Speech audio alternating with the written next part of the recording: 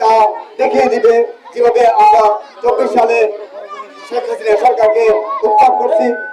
সেই ক্ষেত্রে আমরা এই সমাজকে, আলীনগর সমাজকে,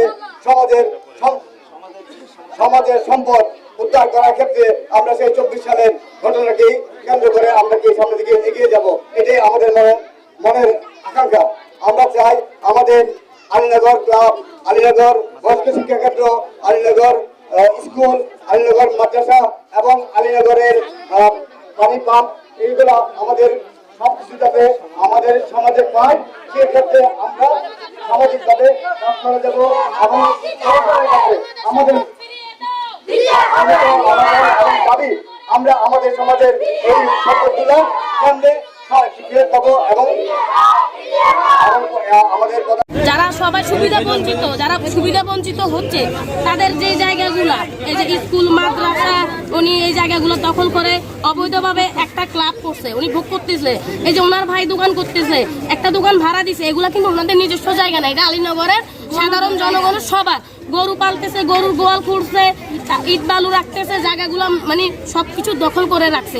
আজকে আমরা মানববন্ধন করতেছি তার একটাই কারণ উনি খুবই লুবি এবং নির্লজ্জ এবং কি ধর্ষণকারী, উনি নারী লুবি।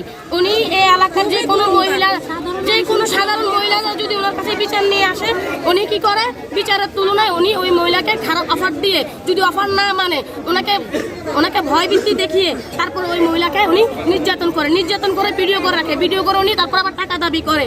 এরকম বহু ঘটনা আছে, অনেক নারীর সাথে এরকম ঘটনা ঘটছে। একটা মেয়ের নাম রুমা আক্তার, সে প্রতিবন্ধী, তার বাবা মা পৃথিবীতে নাই। এই মেয়েকে ধর্ষণ করছে, তার পেটে 6 মাসের বাচ্চা ছিল।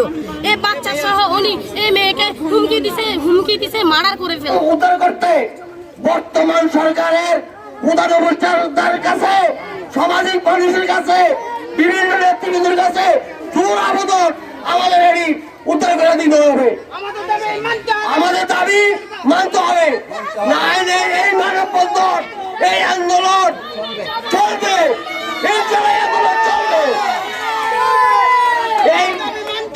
এই স্বৈরাচার ভাবে নারী লবি এবং এই এলাকার মাদক ব্যবসায় এবং প্রতিবন্ধী এলাকাও কোনো রেহাই পায় নাই, প্রতিবন্ধীও কোনো রেহাই পায় নাই।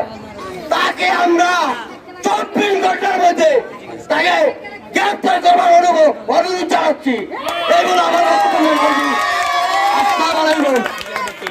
এগিয়ে আছি। আমার সাংবাদিক বন্ধুগণ, আসসালামু আলাইকুম। আজকে আপনাদের মাঝে আমরা কিছু অসত্যবোধের কথা বলবো, কিছু নির্যাতনের কথা বলবো, কিছু সম্পদ দখলের কথা বলবো, কিছু সন্ত্রাসী আমাদের উপরে বারবার জেল খাইটা 12 বছর সাজা ভোগ করিয়া 2003 সালে সেই এলাকায় আসে। সাংবাদিক বন্ধুগণ, তার নির্যাতনের মাত্রা আরো বাইরে গেল। সাংবাদিক বন্ধুগণ, আমরা এই এলাকাতে কোনো কথা বলতে পারি না।